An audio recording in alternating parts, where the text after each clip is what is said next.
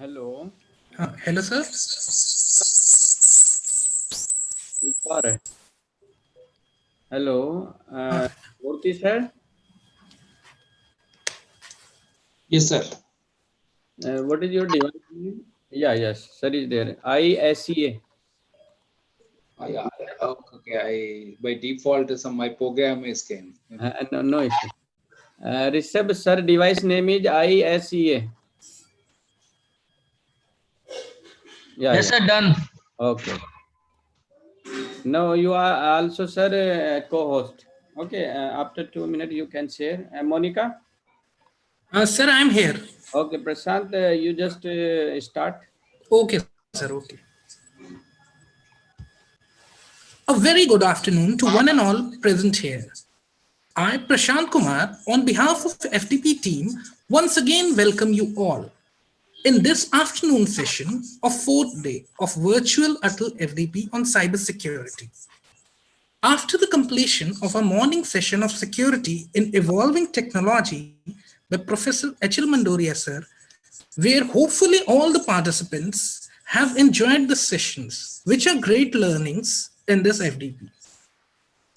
It takes 20 years to build a reputation, but just one cyber incident to ruin it. By Stephen. Goal of education is to satisfy the thirst for knowledge. This FTP gives us an opportunity to enhance our skill sets and quench our thirst for knowledge and understanding as well. We look forward to getting exposure about what our eminent speakers can think about this. So, with this note, without taking much time, I take this privilege to introduce you all with our expert speaker for this session. I welcome Sri CHAS Murthy sir from Center for Development of Advanced Computing, Hyderabad, MEITY, Government of India. Sir is going to deliver a talk on topic open source tools for cybersecurity. Dr. CHAS Murthy sir has more than 19 years of experience in government and IT industry and is extensively working on national level projects such as information security education and awareness, Garuda Grid, National Supercomputing Mission, Param Supercomputing Facility projects, including design, development, and implementation of various research and development projects in systems, network, and information security projects.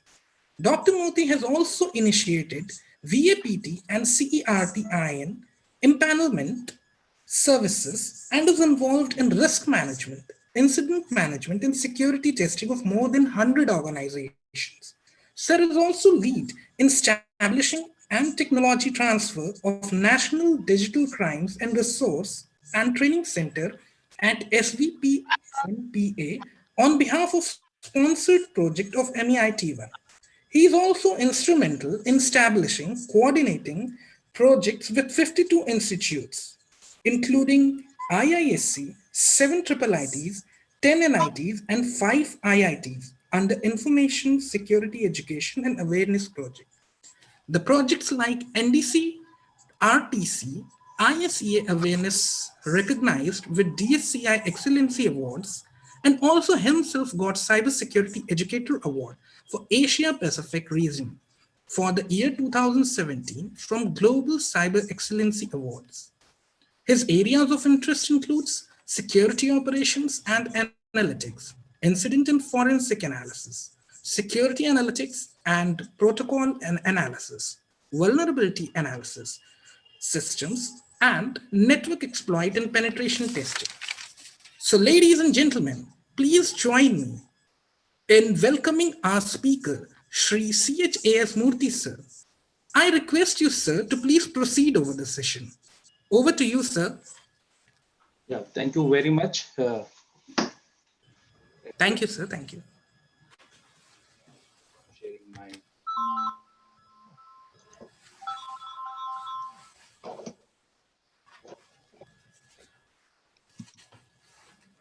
Yeah, so my lecture today is on open source tools for cybersecurity, where I'll try to explain some of the tools which are basically that communication, how they would do in that, because any communication, IT and ICT communication, you need to understand the protocols, especially on TCP protocols. So once we understand this TCP/IP protocol communication, so the technologies with respect to cybersecurity would be easy for us entire life. That is where I'll try to demo, give some kind of understanding the communication. Let it be taken in a protocol, either ARP or HTTP communication, which we understand at some point of view once we are going through what kind of cybersecurity tools available at present for researchers and faculty, that we look into that initially, then a demo. With the demo, we will close this session. This is what in general agenda point for this one. Now coming back to see what is that open source, why that open source is much important. That is also we should know before we going towards understanding about various tools. Let's take example. Now this slide itself saying IBM buys Red Hat, a 34 billion deal. That means it is the biggest software acquisition ever so far. Because why? Because is that if you look into that, Red Hat is like an open source company. Rather than saying open source company, they bought, taken an open source Linux company and made it as a commercial. That is what we can say that, because you know Fedora and all are open source software where their commercial version is Red Hat.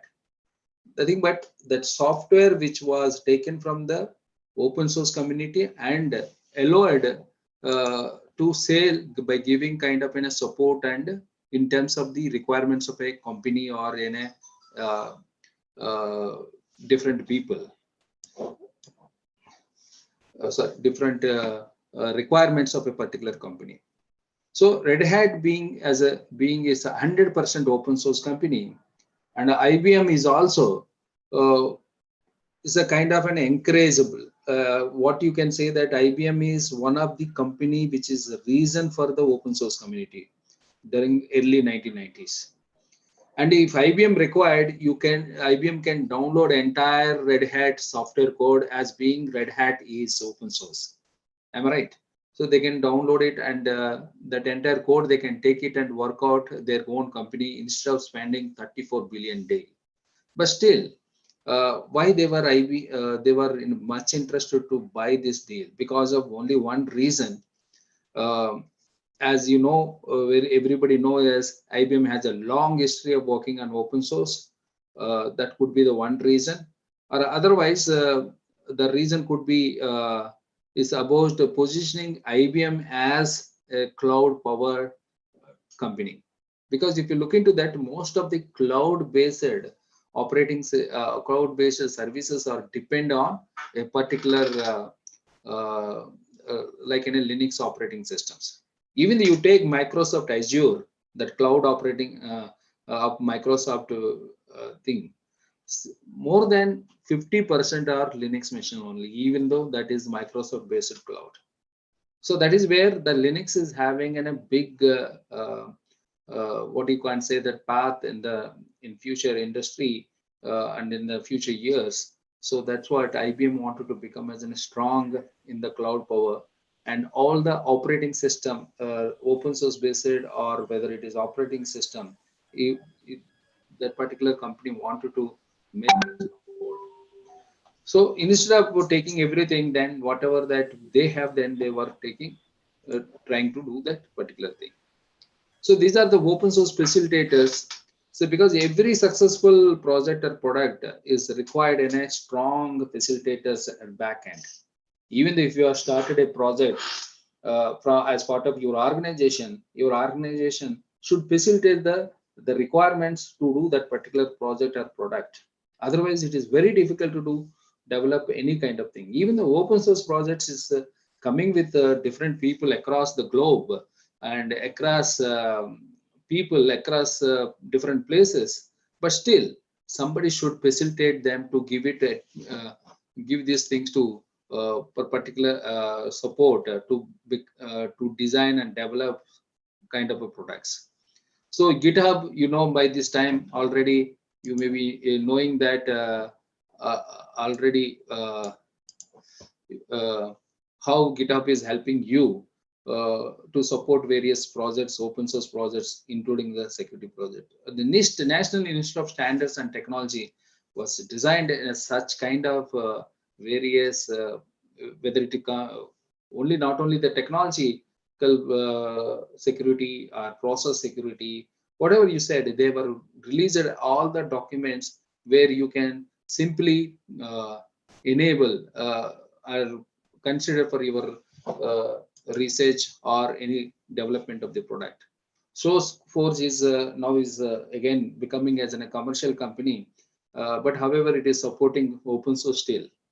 Like this, OWSP for web application, Python is a major facilitator for with respect to the software development packages, and OSSEC is a kind of a facilitator where they were giving in terms of cyber security operations by designing, developing, and releasing the products in open source, such as OSIM, like security incident event management facilities, logger analysis, such kind of facilities. These are the major facilitators. Because the space which we mentioned only a few, otherwise, so offensive security is one of the best supporting that whatever people who are learning ethical hacking, penetration testing kind of technologies, the offensive security is supporting in releasing in the form of Kali Linux, where you can download and use for this, such kind of tools.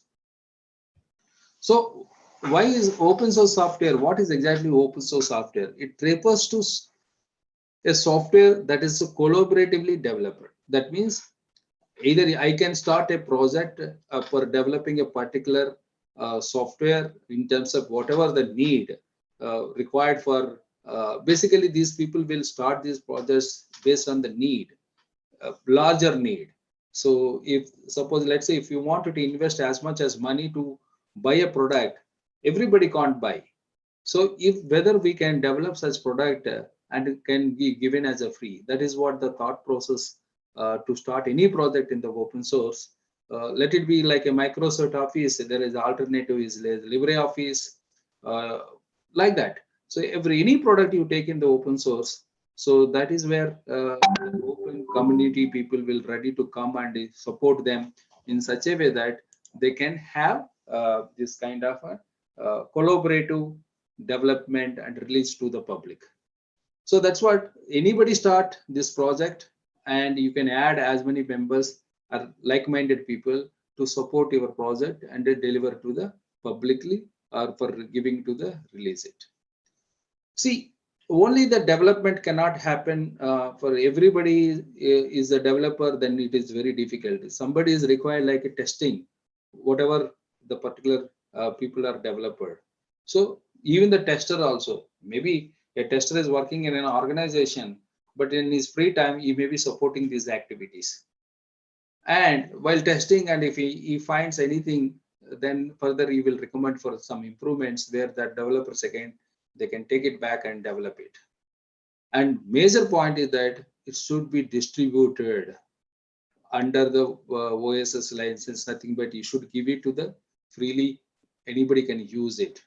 So that is where open source software refers to software that is collaboratively developed, tested, and improved. And the main point is distributed with the idea that must be shared with others, ensuring an open future collaboration. Now coming to the cybersecurity also, and because of this open source collaborative thing is very much useful for the cybersecurity thing, because cybersecurity products and solutions are basically because you know very well that it is evolving every day. That means the support in developing such kind of products where dynamically changes everything on within a few days. So it would be very difficult. So that, and that's what these companies generally charges. So basically, if you take an example of Microsoft is always if you buy the product like an Office 2010 till Office 2013 releases, even after releases also they will support another 3 years or 4 years till end of the that life of the product. That means at least 10 years you can use it. And it's not like that you cannot use after 10 years or so after 6 years. Basically, it's like a perpetual license. Anytime you can use it. But when it is coming to the security product may not work for next year immediately, because whatever the features are there today, they are basically to protect some kind of attacks on that day. But when it is you are moving next day, the threat perception may be different, and your product features may be killed by the time. So that the product should be evolved against that whatever the latest trends and attacks, threats and attacks. So these companies usually charges every year. So buying a product every year with the same cost or even the increased cost, it would be very difficult. So that is where that open source software supporting us as much as very useful in having this community for cybersecurity. So what are the cyber? How can we classify activities in cyberspace? You see, before this we need to understand two things.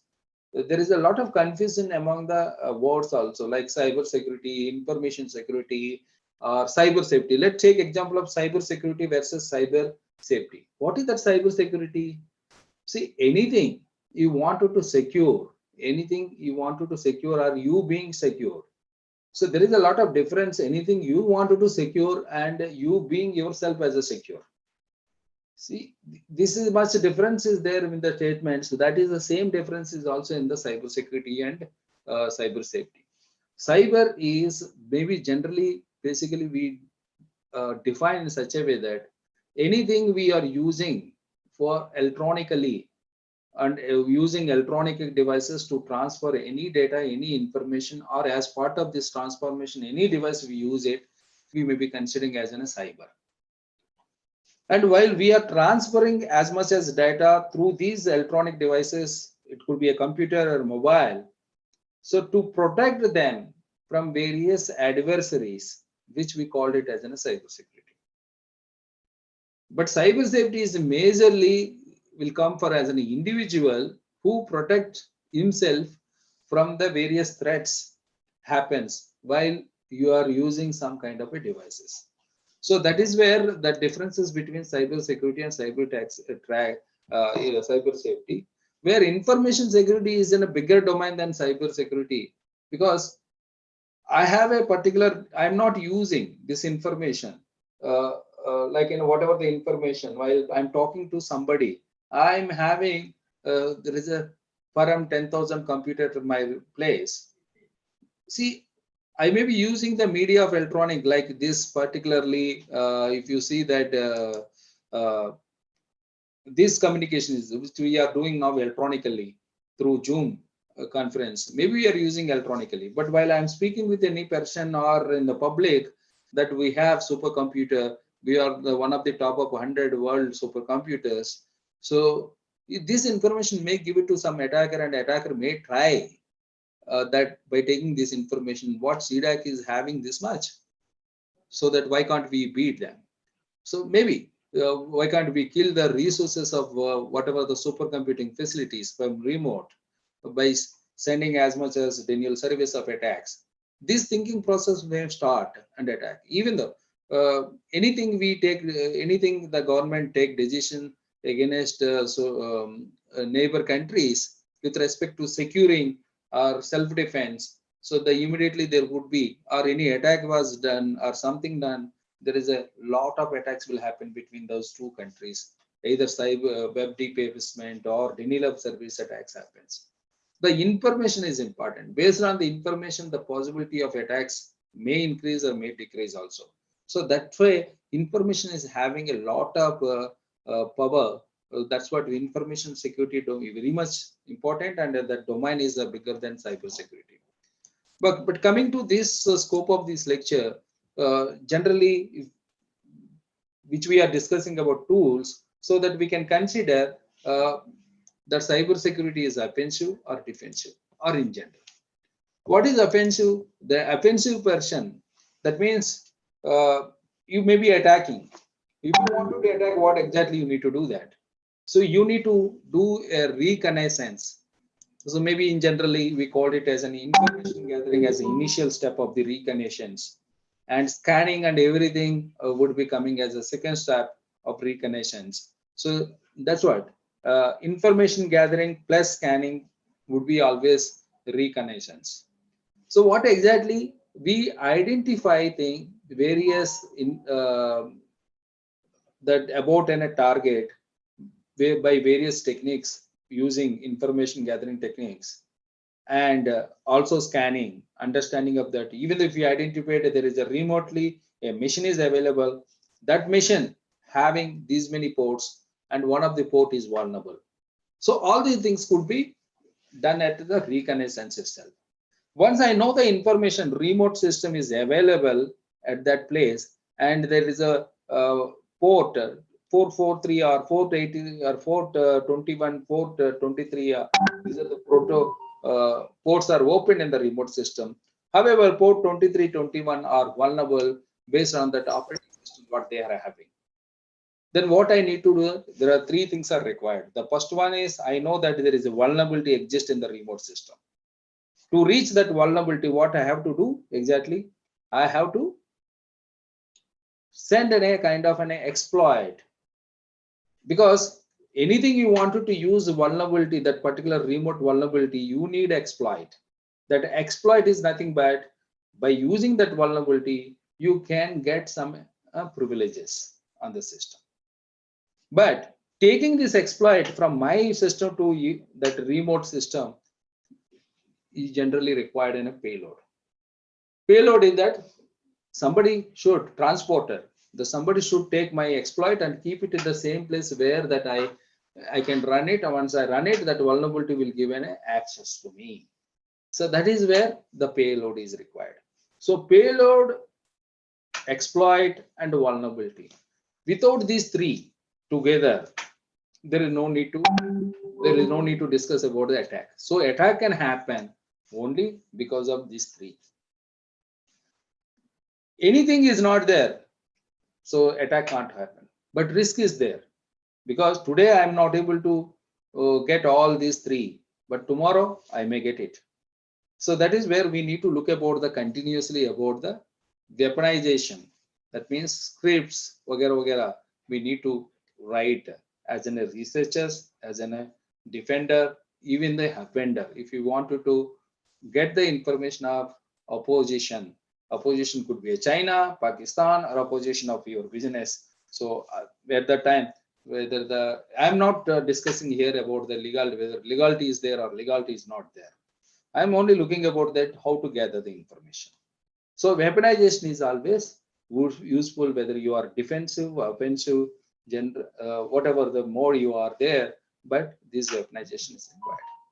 Where deliver is that is what I discussed. You required a payload to deliver this exploit.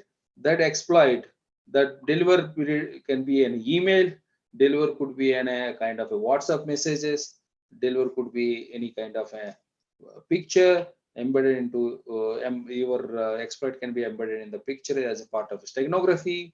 So all these things will come. Technologies all need. It's not like that. Attacker simply as simple, he will do all the things. So he required technology should be well understood about what technology, how the users will behave it. Once the exploiter kept using that vulnerability and delivered the exploit, and through some of the what you can say that the payload, so the control would be coming to back that. When I get the control, whether simply destroy or simply sit there and try to collect each and every data, that is all things again depend on that particular execution, how we do is it. And if you wanted to maintain continuously in that organization remote system and collect the data continuously whenever they're by hiding, so that is most of the sophisticated attacks will do that rather than simply destroying the things. So other approach is defensive. Defensive also similarly the same thing will be there. Here and there some changes would be there. So because I'm in defensive mode, I'll try to also similarly identify what are the devices are there in my system, where the I'll collect the information in such a way that where the possible loopholes are there, or gap areas are there, or vulnerabilities are there, so that I can patch them and protect them, and again detecting them. And if anything happen in between, some attack is happened, responding to the attack, taking into control by again back, and make it ready the system availability. So by responding such kind of attacks and recovering, so this is more major things in the defensive mode. So coming to the general, where does cyber defense stop and offense begin? So that is what major we need to look into that. And otherwise, the in general, continuously collecting the data about you, your organization, your devices, and what is the security post of them, and analyze continuously and disseminate across all devices, all users, and just try to find out where exactly you will get it. In the uh, view of the monitoring, log monitoring, or anything, you need to continually analyze your discourses. So majorly it can be decided as like in a proactively. Some people will do that without expecting, like let we see that attack happens, then we will do instant response. Without, most proactively means you have to look about your security by expecting these things, so that you have to secure them. Reactive is in general, we can say that reactive could be that once attack incident happens, and we will immediately react to take the control and release release the things. So now coming baby, so as a researcher or as a faculty, you may be working at your home in first any time, major time you will be there home other than the office. You may be having a kind of a broadband router, and if you have a number of wide devices you are using in a switch or broadband router or a wireless access point. If the switch is not there, maybe definitely you might have a wireless access point at home, and you may be using you for internet purpose, or which regularly you are updating your research work. You may be doing a financial transaction, you may be updating your code into GIT, Git repositories. This is where you generally do that. When you are in the campus is maybe a different network architecture. You have a number of devices because the number of departments are there. Each department is having a main switch, and even those level 2 switches as many as, because of the number of people, number of users, number of students, labs. So that is where you have a number of devices. So where we need to understand clearly about layer 1, layer 2, layer 3, layer 4 devices. Where yes, being a faculty of IT, ICT, computer science, you know very well about layers of network, ISO layers, where 7 layers are there. When it is TCP/IP is taken that as in a 5 layer, or some people will say 4 layers also. That's what these layer 1, layer 2, layer 3 devices, based on those layers, these layers designed, and these devices would be used in your campus network. So this is what typical network architecture. So any member who is accessing internet, he will go to that switch. From switch, it will go to the firewall and check his local DNS server whether any cache is there with respect to that web server. If that cache web page is there, immediately will come back to that server. If there is no cache and it should go to the page of that particular Hotmail server or Google server, it will go to the firewall to external switch to external boundary router, and go to travel across the entire internet, access this, and collecting and reply will come back to the same way or in another way. Reply can go here like this or anywhere. There is no need of the same route, but it should be delivered properly. So that's what you control. Suppose let's say your organization also hosting in a server like a email server. For accessing that email server also, you are going through firewall itself. Even the outside member is also coming and accessing your email server, it should come through this firewall. So it is the one kind of a protection which we are implementing as part of the cyber security. So that's what this is a typical architecture maybe having across in most of the organization, 99% organization, the same architecture would be there. Here are the same changes. Some networks may be having more subdomains, subnetworks. Some networks only with 2 or 3 networks that could be reached. The communication only can happen is only two ways, is the through addressing system. One is IP addressing system, second one is MAC addressing system, where MAC addressing is used for communication between computers on the same network. However, if you wanted to communicate from one network to another network, it is definitely required an IP addressing system. So most of the internet devices will work on IP address. If they cannot work on with the MAC address itself. MAC address is only used for only the devices which are part of only one network within network only. And this is what typical DMZ data center architecture, where a user is accessing a website from outside to your data center. So most of the things, most of the people in general, those who are not part of data center, they think that it is only server client communication, where client would be connecting to the server and server accessing. Client would be connecting the server and simply accessing the page. So that simply the page would be delivered from the respective web server. That is what they thought here. But actually, the web server may be having in a multiple servers, backend servers like in a application server, .NET, and then they may be having in a kind of a database servers, and maybe some servers are required for the encryption. Let's say server interface to the public may be an HTTP server, HTTP web server, but however, when they are accessing from client, this is the first interface which they will give that initial page to put up their request. But however, further request, if they want any kind of application server, that they could be enabled, they could be accessed further, will give it. So for security purpose, they also implement in between this firewall. And this application server is required further in a database activity, they will be required. But 90% people doesn't implement this system until your data is as much as secure and critical. Such kind of systems only they will implement it. Let's example in UIDA, so databases. So maybe UIDA services, lot of services may be there.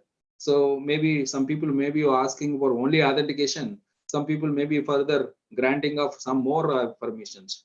So everywhere there is a control, they can control the communication with the firewalls. And above, they also communicate with like IDS, IPS, all security implementations also can be done, and upload these things can be established.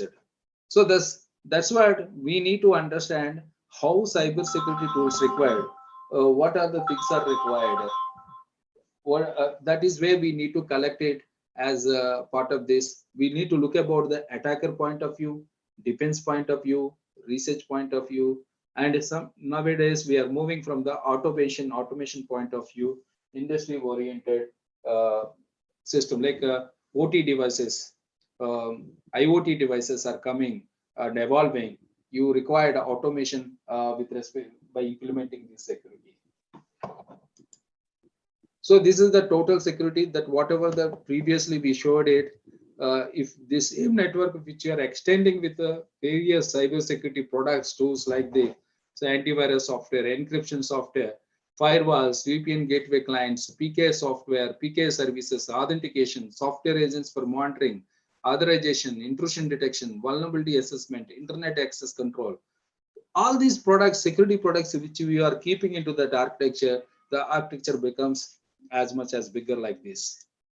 So these, if you look into the information security industry scape, so these many companies are already working on the cyber security.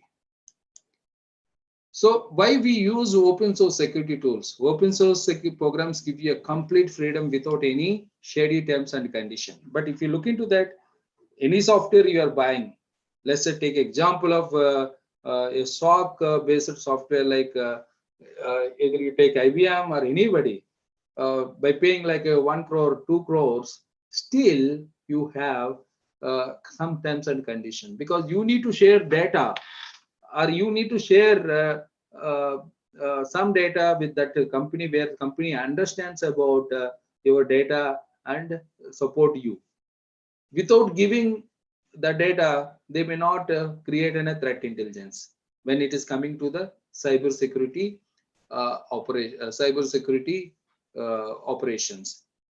So that's what, or otherwise they may continuously collect the information of who is accessing your product, how they are accessing, what are the problems facing. Maybe they wanted to support you, but they were collecting your data, your information. But open source is not required. You can use with freedom. And moreover, the transparency is available. Code is readily available. And as I discussed, there is no data is required, no spying eyes. The cost is one of the reasons why security professionals spend some of their time working with open source security tools. Whether for learning, experimenting, dealing with new or unique situations, or deploying on a production basis, security professionals look at open source security tools as a valuable part of their toolkit, because anything they want to test, first they will depend on the security tools, because you can't touch them commercial tools. Even if they give 30 days, you can't install as much as easily. That guy should come and install it and give it a 30 days usage, then only you can use it. So open source, the well documentation available if the product is released. So in some cases, open source tools offers features or performance benefits are better than the commercial tools. And surprisingly, one secret I'll tell, that most of the security products at present is available once upon they are open source. Once upon they are open source. So like 70 to 80% products. And the remaining products also, they have started with at least, they might have taken at least 20 to 30% open source code, then only they were developed. It's a big opportunity for research fellows and all, because of the way the security industry is growing on. You should think of about to develop your own products or support by supporting initially open source and convert them into their as a companies or startups. So now going to the open anti-malware tools, one by one, we will look into that. The ClamAV will come as a first. ClamAV is a powerful antivirus scanner focused towards the integration with the initially for mail server for attachment scanning of your emails. But however, this could be useful for even for desktop purpose. It also provides flexible, scalable, multi-threaded domain. A command line scanner is also available, and moreover, you will get updates like any antivirus. You will get updates. See, updates are very important, because in general, a human being can speak more than 6,000 words in a day. Of course, you being a teacher, you being an assistant professor or faculty, you may be speaking more than 6,000 words. And but at the same time, that as many as viruses are also, malwares also coming in this network. All malwares or all may not be belongs to you. If you are using a particular system, Windows or Windows-based applications, maybe 1 or 2 or 3 may be there, because in this entire world, now Microsoft products are not only there. There are a lot of products are available there. Each product might be having some vulnerability. So one vulnerability is there based on the importance. Attackers may design, develop some kind of an exploits, and they will exploit it, but to stop all them. And because these are 6,000 viruses, antivirus companies continuously they have to work it. That's what we never say that antivirus company is the best because a particular product is best. Because today I may be best. Today I covered all the viruses related where I'm supporting as my antivirus. But tomorrow I may not support, I may not have that capability to do immediately within a day, 2 days. The other competitor may be doing the same thing within 4 hours. So that's why you can say that it's a good antivirus packages. And if that is considered, ClamAV is also one of the top 10 antivirus product. Then ClamWin is basically Windows, and almost it comes with a very easy installer. And moreover, it is almost competing with the Kaspersky antivirus, McAfee antivirus. and it is having a features like a high detection rate of viruses and spyware, scanning scheduler, automatic downloads. What else? All the features of a commercial software is having. Because already there are 6 lakh users are using. This is also is 2018-19 details. Maybe in the VirusTotal is another web open source web for you. But what is the problem with VirusTotal is you need to upload the file to scan. But when you are uploading the file scan, that file details, file information, even the information in file could be shared with VirusTotal. So VirusTotal may be using, because nobody gives in this world anything free. So open source, like why the open source tools are all free? Because my time, I'm using my technology, I'm improving my technology, and I'm sharing with somebody my technology. It's like an support to the industry, and it's like a seva. So that is what I know that I am sending as a teacher. How you are expanding your research to all students, the developers who wanted to respond like that and support the community, they were supporting. Okay, it's like in a company, but there is no such kind of existing company. But as a facilitator, somebody is maintaining all these people and supporting them. Through that, I'm increasing my skills and I'm doing good in the technology in the area. I'm becoming slowly expert in that area. That is where I'm supporting open source. Similarly, everybody similar thing they are doing and supporting extra time. So they released a product and they are giving to the community. But here, Google, we are thinking that the entire Google search engine is free. But why do you are searching? That is the information for them to how the people are behaving and what are they looking for and what are their interests and what is their business interest, so that it can created as a business division adware. So like that, nobody gives free. And the previous one is free, they can do it. But you wanted to develop in a VirusTotal intelligence with respect to what happened in the globally and what kind of malwares are coming. So such malwares could be a threat to you because of that, whatever the devices are there. Before an attack itself, if you wanted to create such intelligence, you need to pay some kind of an intelligence.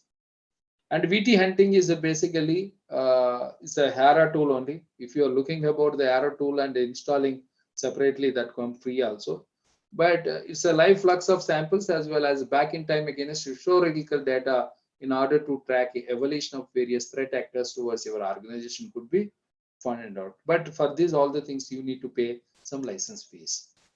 The Malwarebytes is one of the good tool for Windows. However, it works for Mac, it works for Android, it works for iOS also. But the beauty is that is once upon free. Now they were also slowly becoming as a commercial and do that.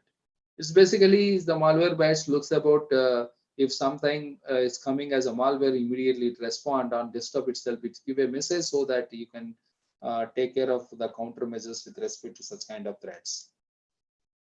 Now coming to the firewalls, what is exactly firewall? Where we have seen in the data center mode, there are a variety of firewalls are there between the various components of your network communication. A network device that creates a separation between public network and private networks by examining network traffic and allowing only specific traffic to pass between the untrusted and trusted networks. It's a simple thing.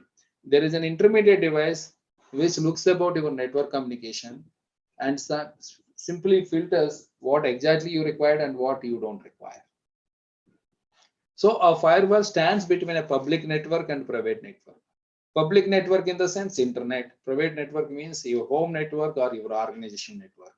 Whenever you wanted to connect internet, you required firewall. So the open source, when we are thinking of firewall, IP tables could be as the one of the source for these tools.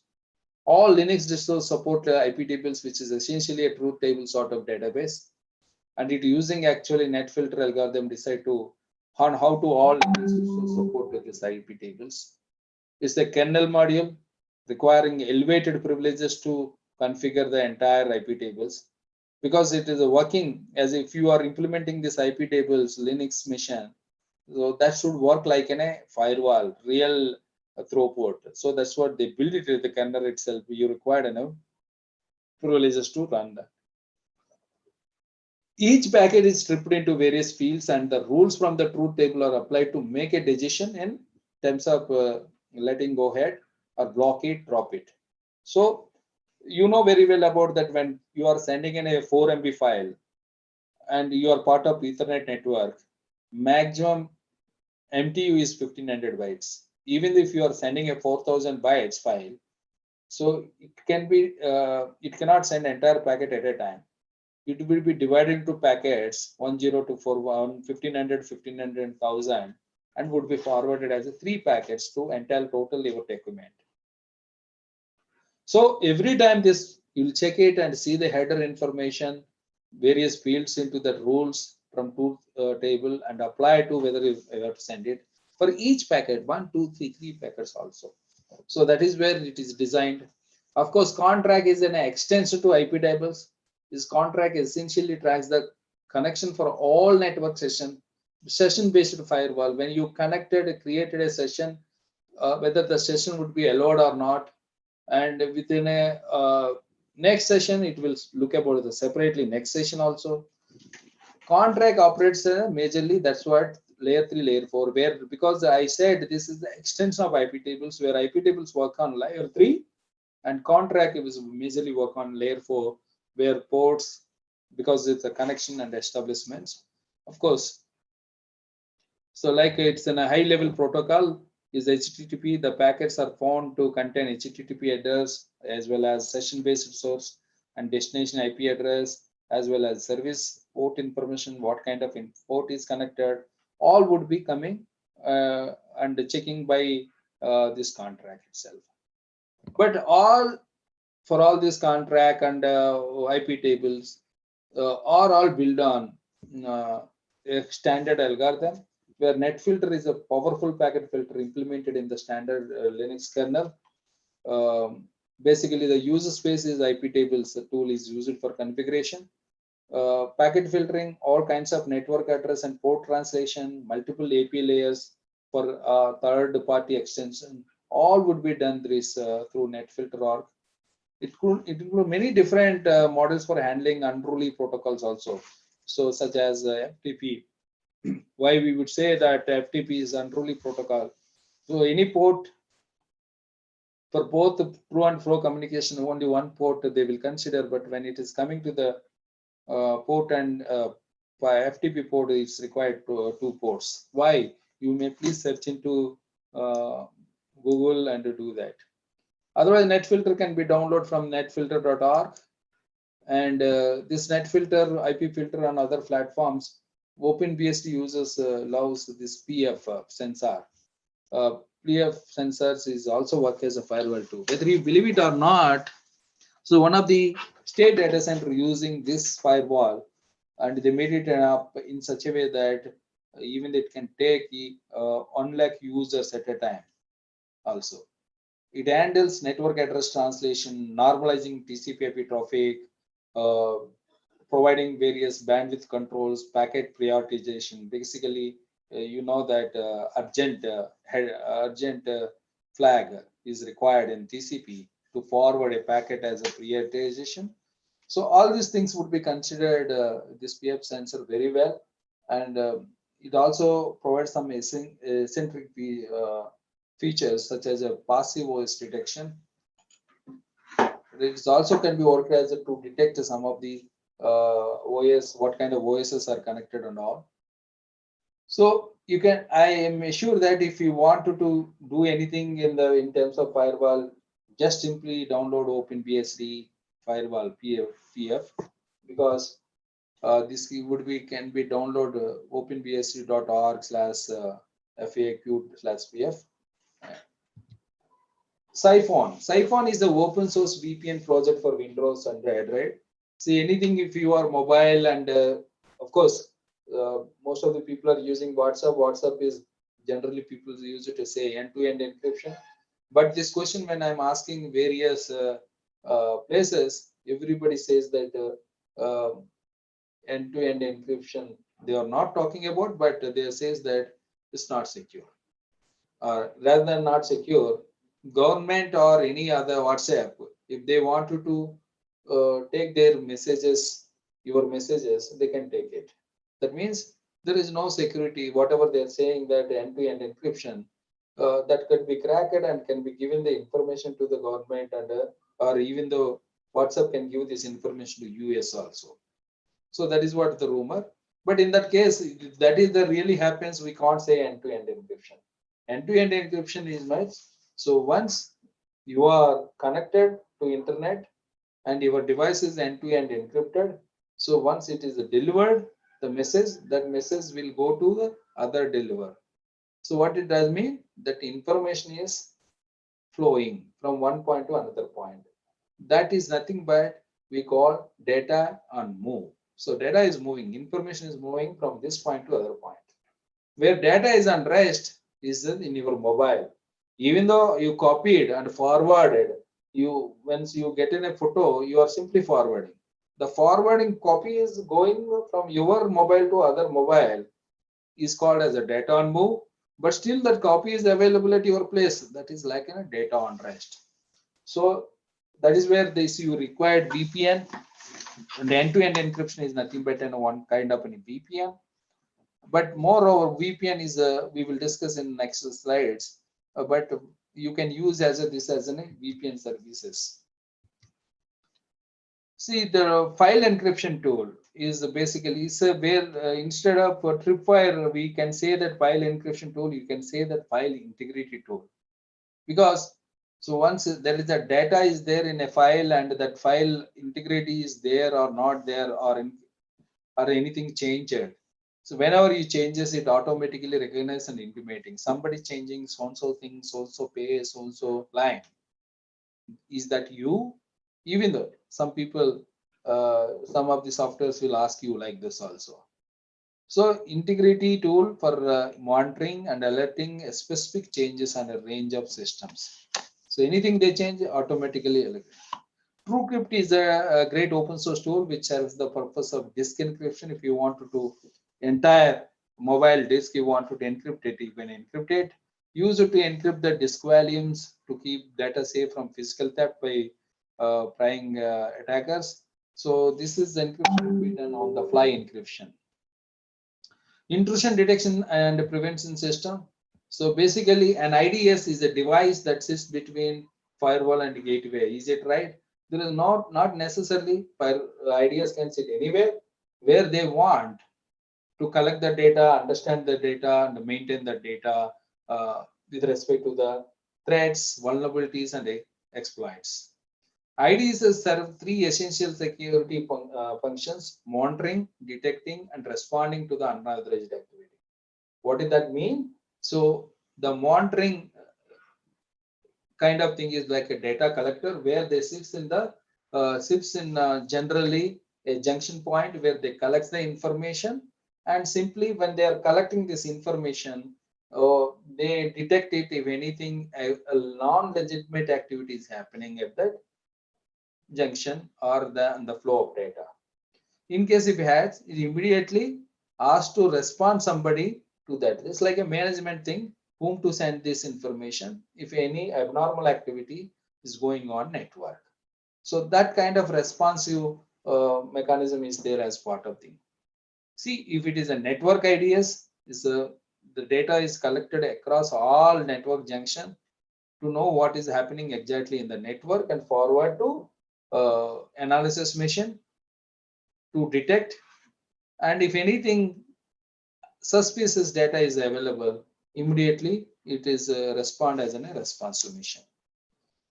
So basically, if anybody says you that IDS should be there after firewall or should be there before firewall. See, if it is the after firewall, what happens?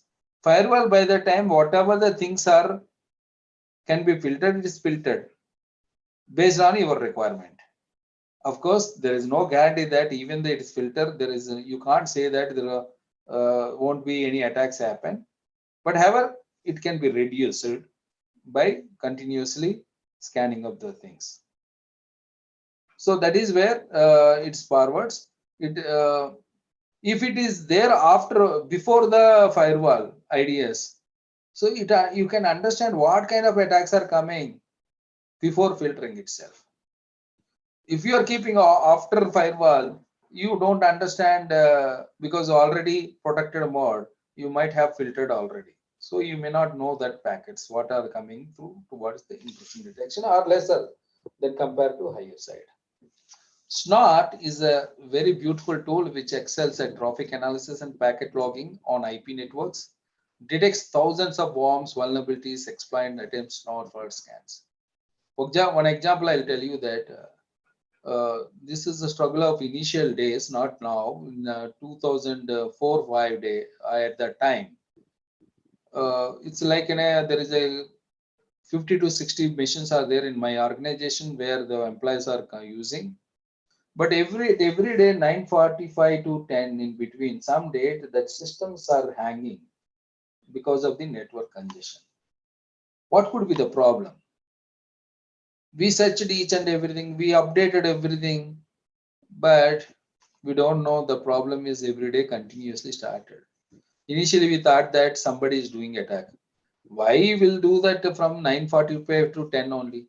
It's not exactly 9:45, sometimes 9:45, sometimes even the 9:43. A lot of flood of the packets will come to my servers where the servers would be hanged.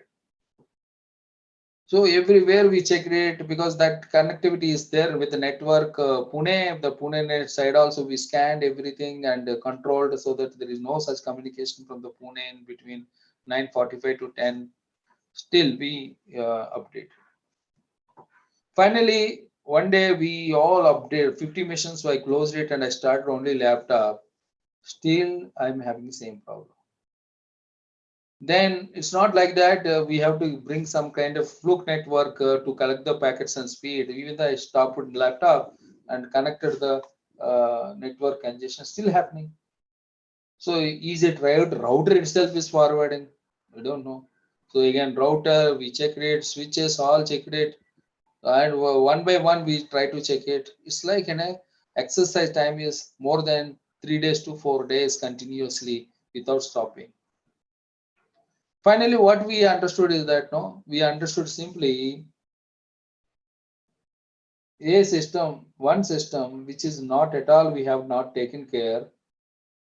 That is only the classroom system, classroom in the sense meeting room system, where somebody office boy is coming and starting this meeting room systems between 9:45 to 10. So the major workstation is we avoided not to check even though whether not network and all the things that particular system. Then we stopped it. The network is fast. So people are very happy. So those 128 kbps connectivity, 8 to 10 people are simultaneously accessing the internet. Such kind of environment we created. We may be having supercomputers, which is for dedicated purpose, but internet is bandwidth. That should become from the respective ISP. So a simple ideas might have given the simple solution within a minute to the system administrator, but almost they have spent more than 4 days, 5 days, which is very much negative to the organizational benefit. So along with OSSEC HIDS, OSSEC HIDS performs log analysis, integrity checking, rootkit detection, time-based filtering, and active machines. So host IDS is nothing but is not great. There is no bigger difference with like a NIDS, network IDS. Why? Because I am telling that in network IDS, there is a collectors, data collectors are there, like forwarding the package to the main server, which is a monitoring or analysis server. Then there are capacity of this. When we are discussing host IDS, all these three could be coming into the only one server where we continuously do it. All these three could be also installed there itself or separately itself. But only we are taking care of the health of a particular system under this one, not the other. So Nog iOS is basically is known for being the best server monitoring software on the market. Server monitoring is made easy because of Nagios, the flexibility to monitor your servers with both agent-based and agentless monitoring, where 5,000 add-ons are there, is the best tool anywhere. A little what OSIM stands for Open Source Security Information Management, where it's like a SOC, Security Operations Center, where you will get all the details, whether it is hack, whether it is accessing a file, everything could be detailed based on the how your policy you implemented. And one thing, good thing is that rather than number of tools, it is integrated, corporate several other tools like any NagOS, OS, HIDC, etc. Squill is a kind of a network analyst for network security analysis. Security scanning may be the major thing. It is an initiative of GUI that provides access to real-time events, session data, where IDS also gives the real-time, where you need to look into that, or you are very well with their command practices. Otherwise, there are tools are there, you can do it and install it and secure it. So basically, this skill is possess the security information infrastructure testing. So HoneyD is a small daemon that creates virtual hosts on a network. And surprisingly, this created as many as networks and share each other. And there may be as much as no value for this kind of thing. Otherwise, there are ARPD, NTTL Scan, HoneyDump, PL, Honeycomb, HoneyView. All these tools are available freely, open source, or will come as a package with Kali Linux. Now, coming to reverse engineering tools, you people maybe most nowadays most of the researchers are doing some kind of malware research, understanding the various activities of malware and their behavior. For that also, we have a lot of tools like APK tool, Dex2Jar, Java class binary, reverse engineering Android Java snooping, OLLY-DBG, Smalley is basically an assembler and disassembler for Dex format used by Dalvik or Art in the latest version in Android. So Valgrind and Yara we discussed previously is a tool primarily used in malware research and detection. Exploitation tools may Metasploit is a very good tool where Metasploit took security world by storm and it was released in 2004. I still remember that those days while we are very delighted after performance of this tool and we can do any. So along with that, one free extra is Metasploitable will come. This Metasploitable is like in a what you can say that in web server we're having with various vulnerabilities, so that how you can run all non-op generators, payloads, encoders, and exploits and do that. And of course, this software was taken by as a Rapid9 in 2009, and it soon sprouted commercial variants, but they were giving for free and open source also some framework where you will get updates by paying of 5,000 rupees per annum. And if you are paying in a monthly installments, $500 per annum. So this is what basically the tool where it talks about that IP address is maybe as a VMware, voice name, Linux, purpose device, looted, to specified, scanned. So all these things can be done as an hacker. What exactly it does? W3F is the web application attack and audit framework to create a framework to help you to secure your web applications, like how Metasploit is there for all kinds of protocols and application, where W3F is only working for web application.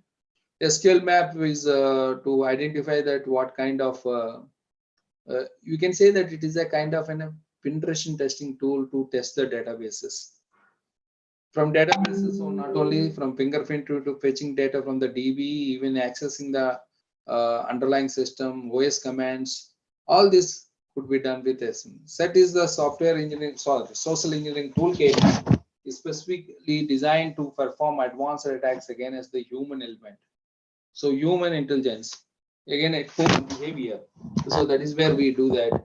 It can be automatically generate exploit hiding web pages or email messages, and can use Metasploit payloads for a example, connect to back with shell. So once your code is successful, your exploit is implemented, there would be a reversing shell will come to control that particular this one. If you wanted to download, you can download from this github.com trusted SAC social engineering toolkit, because there is no sponsors at this moment, but most of the people are using, most commercial tools are using this particular product. SQL Ninja is again web applications where basically backend is Microsoft SQL Server, and it focuses on getting various running cell on the remote host, and if it doesn't find an SQL injection in the first place, automatically it automates the exploitation process once has been discovered. So maybe initially it may not be available, but while doing that could be enabled and do it. Dradis is one of the open source framework that enable effective scaling of information, because when you are given as an assignment as a 4 or 5 people as a group to particular one system host itself, so one of them might have find the early than you. But again, working on, because you are working as a teamwork, somebody should find it. You have to find it in the find something is an objective. But whoever, if suppose let's say out of group of 5 people, the person A is found that and is going to the second step, why that remaining 4 people should work on the same problem? So that's what he updates in the Dradis framework, where other 4 people can see, observe it. Okay, he has been done this step. Why should I do this step? Like that, they can update among itself, and it's like a team management tool for penetration testing. So when it is coming to audit, there is a Kali, Hindu goddess, destroyer of evil forces, and this Kali, maybe I don't know, is they got it the name because of the Hindu goddess, but otherwise it's a Debian-based Linux distribution aimed at advanced penetration testing and security auditing. And if you have this and you are good with this entire Kali Linux, you can easily say that you are an expert in the cybersecurity, because Kali contains several hundred tools to various information security tasks, such as penetration testing, forensics, and reverse engineering, auditing, and assessment. The ideal place of start, if you wanted to start using open source tools for auditing and forensic purposes, this Kali tool is very much useful to start your career and even to enhance your career.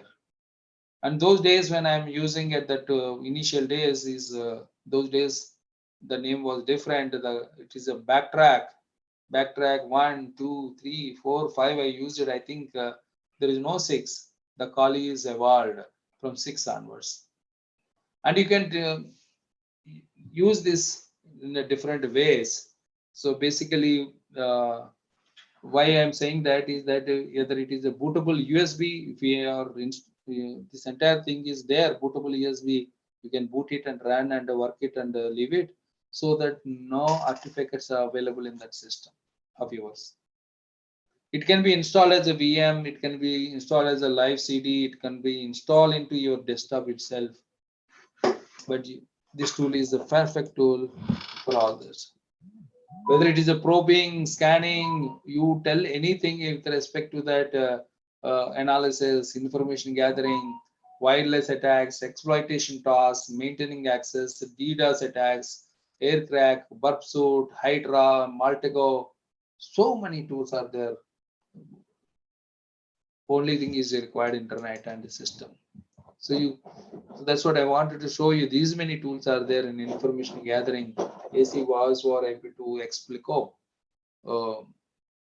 Like that everywhere, vulnerability analysis, wireless attacks, web application security, exploitation tool, even the trust testing, that is also important for security. Let's say take example, a server is only capable of 50 users, but some client was given you that as a 200. Every 50 site members at a time concurrent connection connects, your system hangs. Your system hangs means system will be restarted, system will be down. That means what? There is no availability of the system. So one of the principles of cybersecurity, confidentiality, availability, and integrity. Where your system is hanged, not available, so there is no availability. Forensic tools, sniffing, spoofing, password attacks, maintaining access, CryptoCat, what else? What you don't have, or you tell us that tool will be updated in the next version. Nmap is a network mapper as a free and open source utility for network discovery and security auditing. Many system and network administrators also find it useful for tasks such as a network inventory, managing service, upgradable schedules, and monitoring guests. See, this is, if you are teaching, this is one of the best tool to teach about the TCP/IP communication. I look into that. How do we see that? Because Wireshark is another protocol analyzer.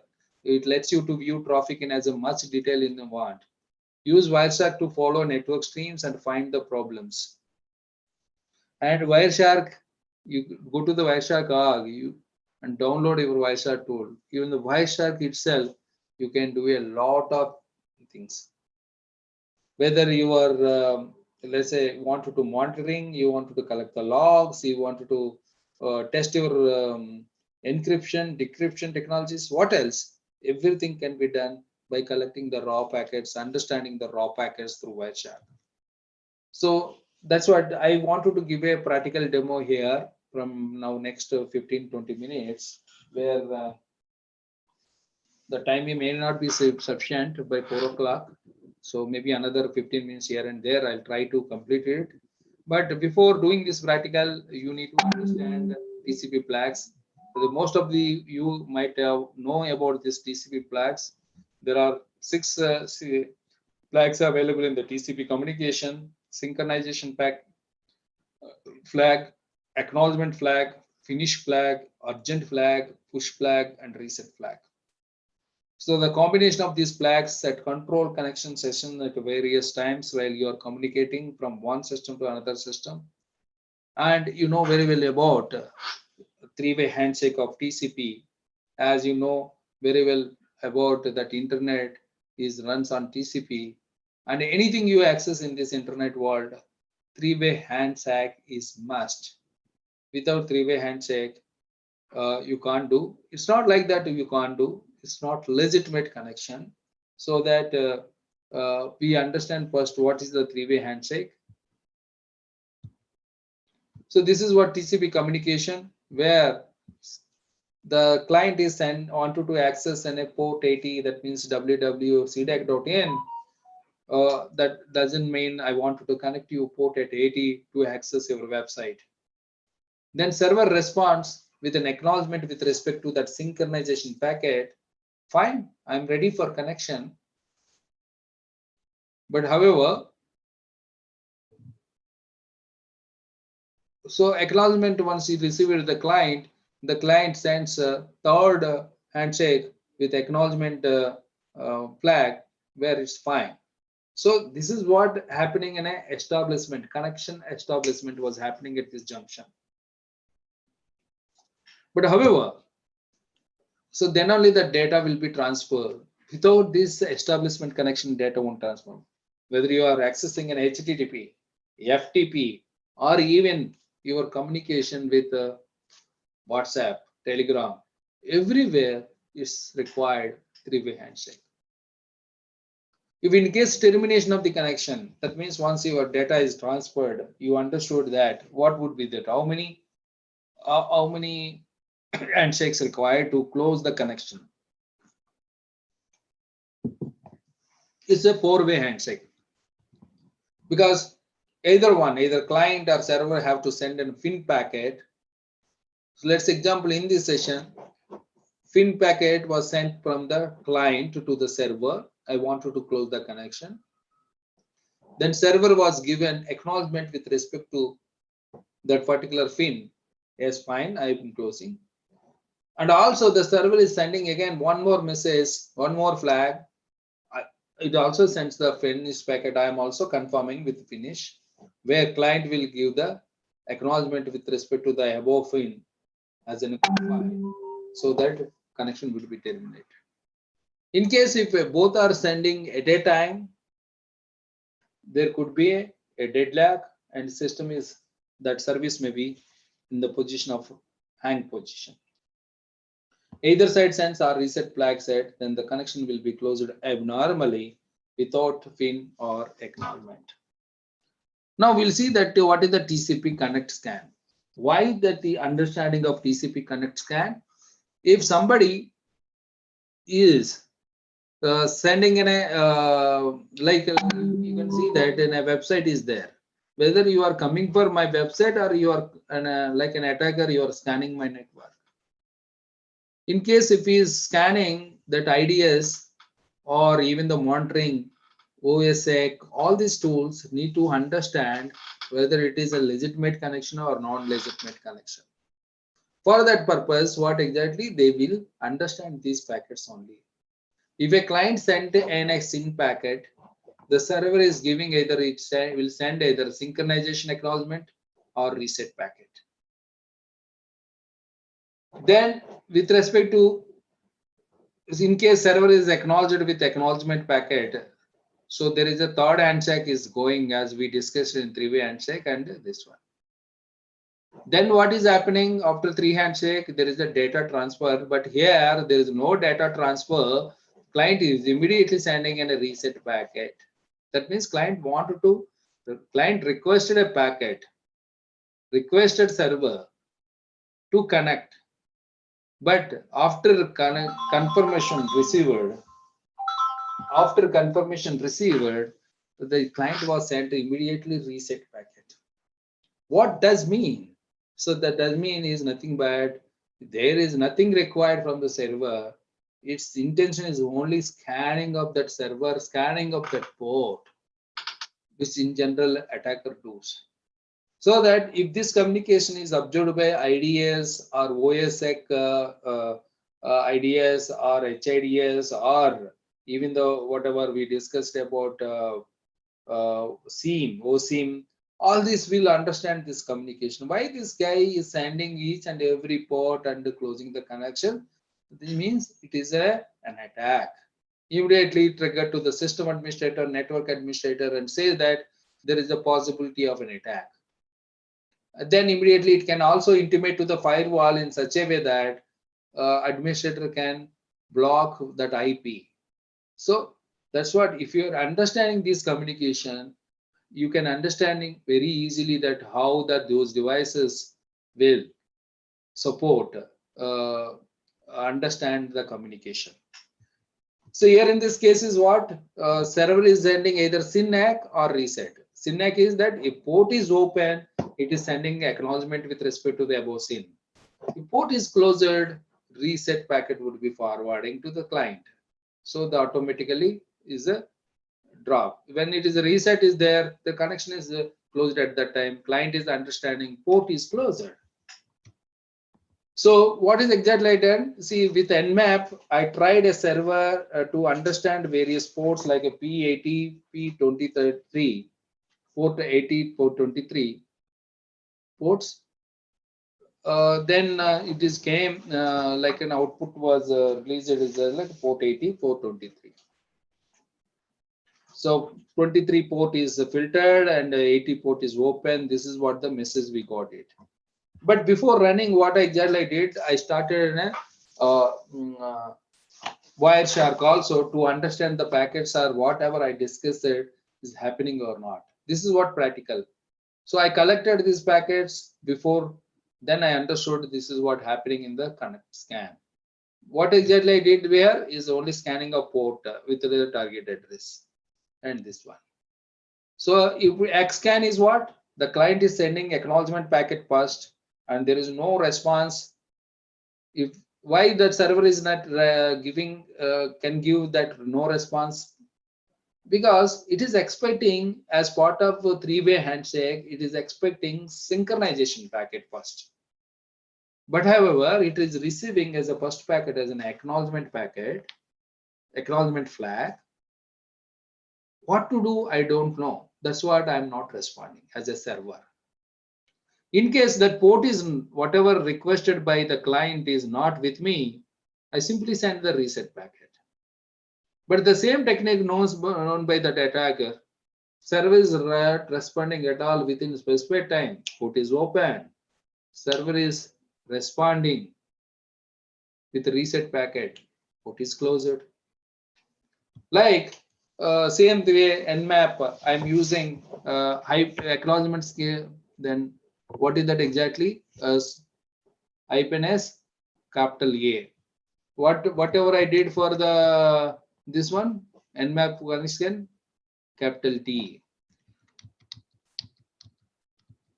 So this is the acknowledgement scan. Then off open. Off open is what? So whatever that connect scan full open. So since in acknowledgement and acknowledgement fine which comes, then immediately it's closed automatically. It never sends the push packets. So in the connect scan, there is a 4-way handshake. So it is almost dropping one handshake. That's what it is called as off open. In this case, SYN packet is first only. So that is also SYN scan can be done with the IPEN. Small s is for scanning, capital S is for SYN scanning. Like XMS scan. In XMS scan, first packet would be finish packet or urgent packet or push packet. And the same thing, how acknowledgement scan, the same thing could be done here also. If port is available, no response. If port is not available, port is closed. This would be done. Null scan also can be done without any no flag set. That is also same kind of an acknowledgement scan type of only. This would be sorry. Like UDP scan can be done with the capital U. UDP packets also can be collected in Wireshark. So anybody of you can do this practical very easily after going into that. I'll come back to this again. Now I'll go to the practical session. A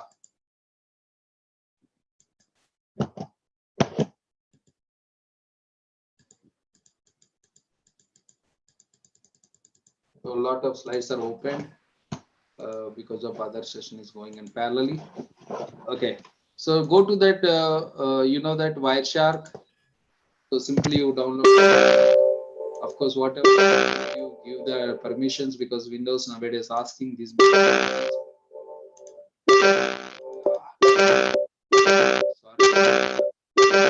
Maybe it is asking you these many permissions.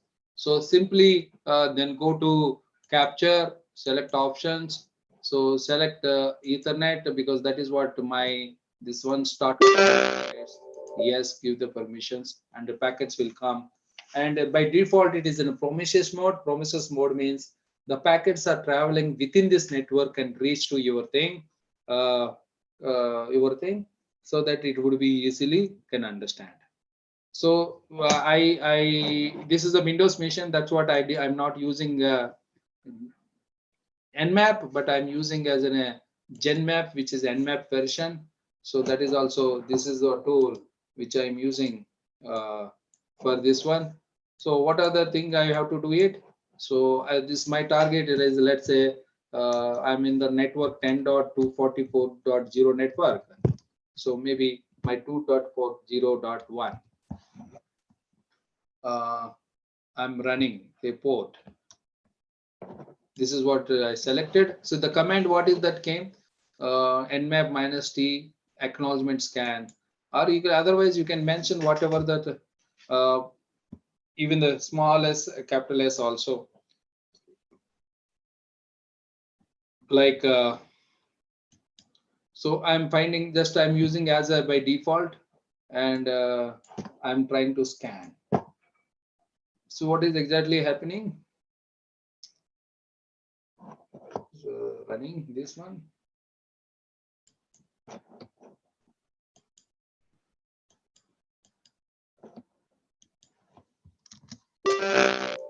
Okay, yes. So this started.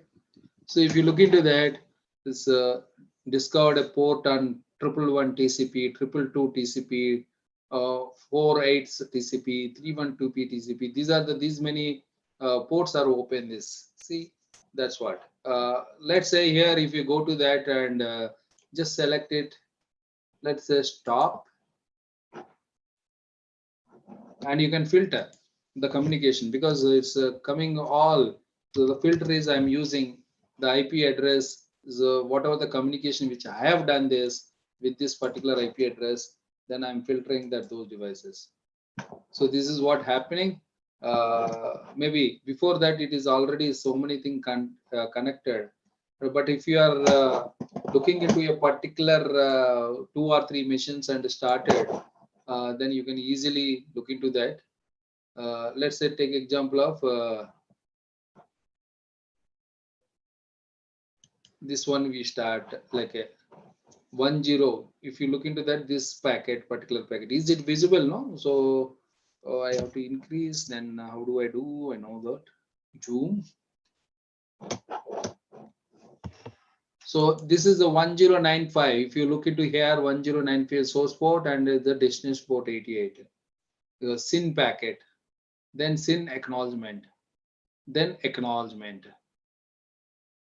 Okay, then it is continuing Windows page and all the data. That is the different thing, that packet. But however, if you are enabled to do virtual machines and do this practical with the specific thing, you can do that. Otherwise, what is that exactly this packet? It is accessing, trying to have the packet. See, packets are having a frame. The frame is basically, if you look into that, in general, the destination. Let's say if you look into these are the destination address, then this is basically source, then 0800. This is the what IP. Service is IP. So by seeing this packet itself, we can understand very easily this is the IP packet. If you practice this Wireshark and there is no requirement of this, let's say if you select this Ethernet packet, what is the destination means destination. This is the destination IP address. Selected this destination IP address. In the blue color, if you look into the 001F29 E7504C is the hexadecimal representation of MAC address of destination. The first 3 bits, 24 bits, belongs to the company which made this network card. The remaining 3 octets or the 24 bit, which we called as a unique address, E754C. So this is what 001F29 is belongs to, particularly the IP company, that's company HP. And if you see that the source machine, my machine is the Dell made this one, and that next is the service IP version 4. That means from here, from 4.5 onwards is the IP packet. If you just IP packet, if you click it and further, you can that IP packet tells about basically what is the version and all. Further TCP, where it is going, the TCP also it will tell that. Let's say this is the TCP packet. If you tells transmission control packet within the IP, from there it would be the transmission control packet. So you know very well about that the packets are coming from the source machine to destination machine from Ethernet, then second layer, third layer IP layer, then network transport layer, then only application layer. I think somebody here raised a hand where I would like to see that who is raised a hand.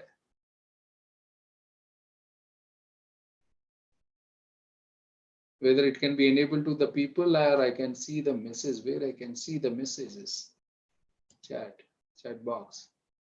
Yeah, whoever raised a hand, they can chat it.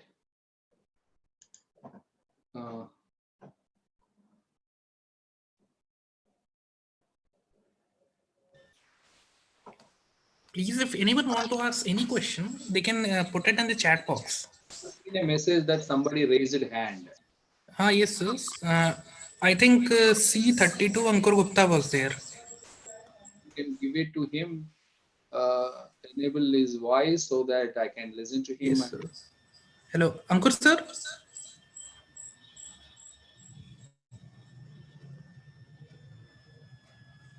Maybe it is accidentally. So if it, okay, sir. So that I can answer after some time. Yes.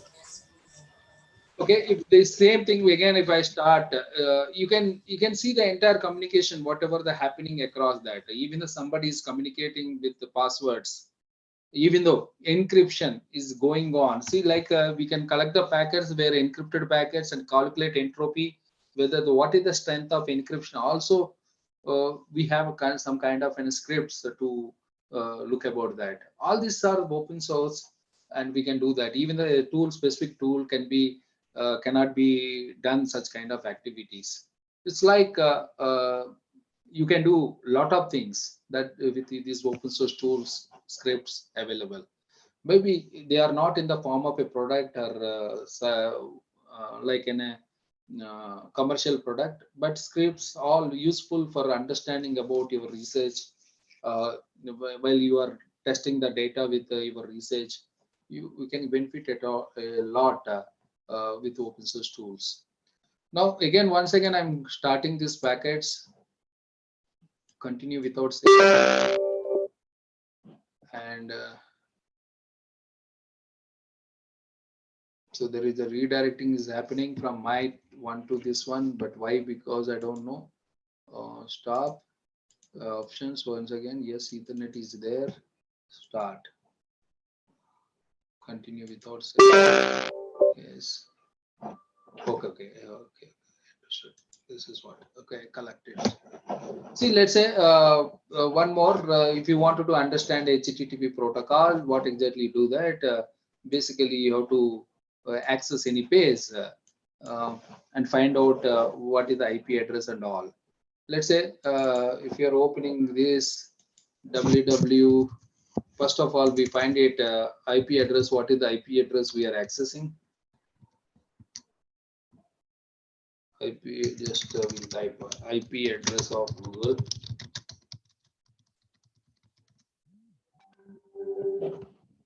Okay, IP address Google DNS. I don't want DNS.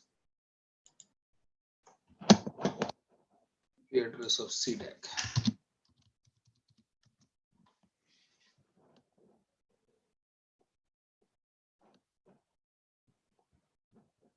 So this is what IP address 196.1.113 range. Let's say I'm also accessing CDAC website only. www.cdac.in website, where I'm collecting the packets. So now maybe I wanted to understand about that, what are the packets I wanted to do.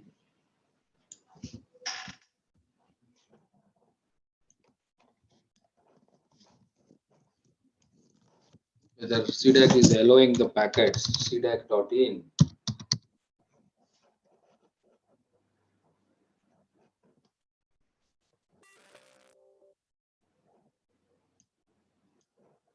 So this is what IP address 11.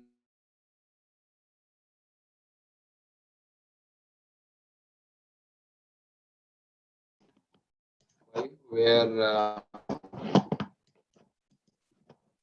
is my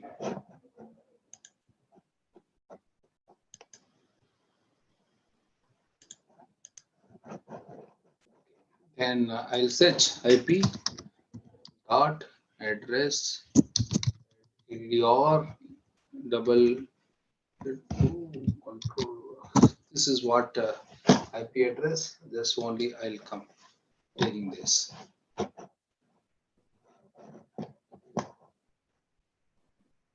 I'm also part of this network, so that continuously I'll access. So internally, a lot of people will connect to website, no cdac.in website. So that's what can it. Otherwise, what happens exactly if you look into that, a SYN packet, SYN acknowledgement, but at the same time, there is another port 250. There are two ports are open 1346 because one is I accessed website, another one. This one maybe first time when I am accessing through website, and this one is I'm trying to scan ports. So then immediately with respect to 1347, that means for this, there is a synchronization. This is the SYN packet which was forwarded from 252 to 45. Then with respect to this SYN 1347 acknowledgement, if you look at that, how do you calculate this is, so this is sequence 0, acknowledgement 1 with respect to this window size. These are the also we need to look into that where the relation is there. So anyway, port is always response to back that, then this is acknowledgement with respect to 1347. Okay, sir. Then there is another 1347 acknowledgement was given. So SYN-ACK acknowledgement was three-way handshake is must for connecting anything. Now 1346 also there is a measure 443 for this particular SYN. These two packets are the this one. Then they are talking each other. Client hello, data is sending. Then acknowledgement they were sharing, because I also sent so many packets, packet scanner. That's what these all things are happening. Otherwise the data would be transferred, because afterwards I didn't change any data. I didn't access, I didn't give any input, I am not clicking anything in the website. That's what there is no data push and all.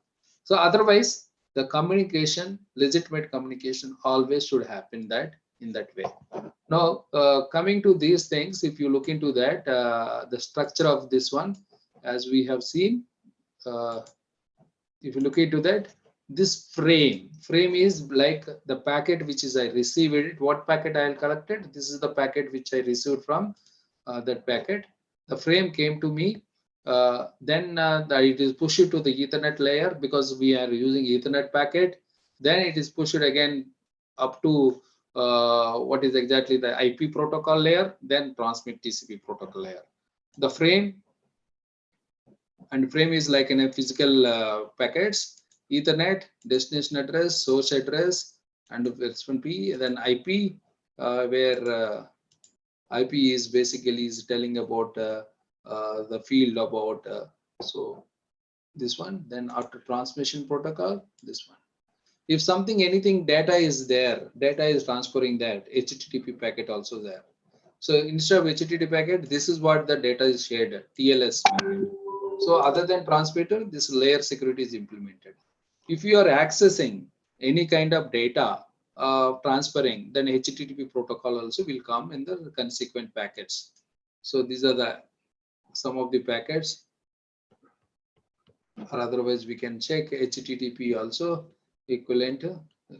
So most of the thing is just a transport control player only, it was gone, and from there it is liking that. This way we can have access. You might observe them some coloring. You can set up this color code because of the how if it is a scanning technique, that's what the color will change it. If it is not legitimate connectivity, that color will change. Non-legitimate connectivity, color can be changed. That way we required this particular thing. So that way we have to look into about these activities. Where coming back to this one from current slide. So this way these techniques would be worked out. Now coming to the other tools, OpenVS, the vulnerability scanner, it is like a fork of the open source Nessus tool. The Nessus tool is became as a commercial, so that OpenVS is supporting that what exactly Nessus tool will do that, and use a lot of tools like checking service and creates a clean report, web-based vulnerability assessment tool, especially like in a when we require feed of vulnerabilities, community-based vulnerabilities, OpenVAS is very well. You can download it and see that how do you find out your solution vulnerabilities, application vulnerabilities. EtherCap is one of the tool which is a man-in-the-middle attack. If you wanted to spoof MAC addressing, physical addresses, all these kind of things, EtherCap tool is one of the best tool. Ghidra is again those who are doing malware reverse engineering, software reverse engineering techniques. They can be used this Ghidra version tracking with this tool is ideal for software engineers, but will be especially useful for malware analysts first and foremost. So like disassembly, assembly, decompilation, graphing, and scripting, along with hundreds of their features are available in this tool. And the same tool is available even in the that Kali Linux. You go to that Kali Linux download, and you will go to the offensive security, and you can download it. All these tools are available in a package. SIFT is a group of free open source incident response and forensic tools designed to perform a detailed digital forensic examinations in a variety of settings. And it can match any current incident response forensic tool, any commercial tool, it can match. And it is one of the top institute like SANS Institute, US, was given freely, of course. Binback is like extracting the interest files data from the binary images, find and extract like extras from the files, binary images. If you wanted to find something else, this tool would be usable. Explico is also the extract files from internet traffic capture. So if you wanted to monitor and all the things, these are the tools are very helpful. POP, IMAP, and SMTP protocols is a kind of network forensic analysis tool. With the major components like a decode manager, IP decoder, manipulators, and all. Setboard is the encryption is required. Many purposes, including everyone's new favorite GDPR is implemented. Encryption is very much costly. So that's why this Setboard EFF has tried to make it less, both with the tools like Setboard, Setbar. It's like an open source automatic client that fetches and deploy SSL TLS certification for your web service. Without buying this, you can enable yourself all these things. So VeraCrypt is for a free and open source disk encryption utility. So sometimes what happens, we will, like WhatsApp communication also, we feel that it is end-to-end encryption and every communication is secured. But it is only secured on data on Mo. And when it is uploaded into any cloud, like in a Google Cloud, Dropbox, there is no encryption at all. Anybody can see that. If Google itself can see that your data. So before uploading, better you encrypt with your file system with the VeraCrypt and save it there. So these are the important links like whosomeopensource.com, where these tools, this is one of the good tool.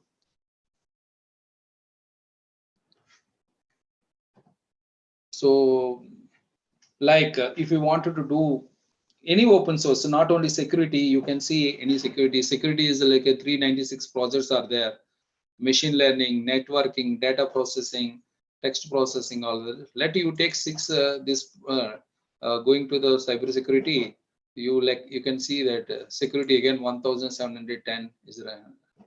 These are the all open source projects. So if you want to develop a debugger, if you want to do knowing about book of secret knowledge like a cheat sheets, blogs, tags, onliners. If you want to do guides, then if you wanted to participate in developing like any kind of sharing, all these things are available here. This is one of the good source. If you are part of malware reverse engineer, there are a lot of projects are going on. A repository of live malwares for your own joy and pleasure. An advanced memory forensic framework. So these are some of the tools which will help you in your research, your teaching. So I hope you maybe actively participate and use this and give good feedback to the respective developers so that they can develop as many as tools and support it. So other one is basically sec tools are if you wanted to look about that, what are the tools are top tools with respect to the various things that could be there. This is the website. This changes every weekly. This one, see, Wireshark is #1, and now is also #1. Last week also #1, and Metasploit, which we discussed, is #2. Last week is position 3. Nessus is +3. Last week is 2 to 3. Like this, so many tools are available that where it could be useful for you. If you are looking about only sec tools, hacking tools, this can be considered this website hackingtools.en. So with this, I'm closing here. If you have any questions, because I took another 15 minutes your time. If you have any. Yes, sir. So thank you very much, sir, for giving such an awesome and wonderful presentation on open source tools used in cybersecurity. We are grateful for the time and efforts you took to share your thoughts and experiences with our participants. Thank you again, sir, for your contribution. Now we'll go ahead and take some time for the questions. So I request the participants to raise their hand or ask their questions if they have any.